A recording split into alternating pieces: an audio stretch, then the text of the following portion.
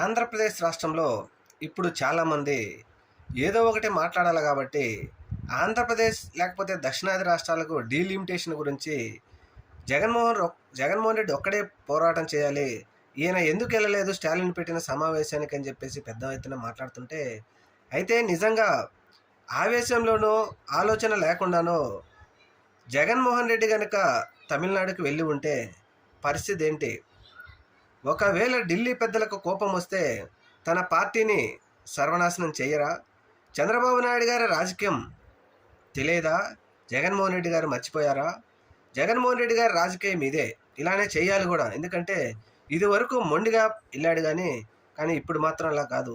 ఇప్పుడేం ఎలక్షన్లు లేవు కాబట్టి జాగ్రత్తగా తన పార్టీ కార్యకర్తలు, తన పార్టీ నాయకులను, తనని నమ్ముకొని వచ్చిన 40% మంది జనానికి ఆంధ్రప్రదేశ్ రాష్ట్రంలో న్యాయం చేయాలి కాబట్టి ఖచ్చితంగా ఇటువంటి రాజకీయాలే జగన్ చేయాలని కోరుకుంటున్నారు.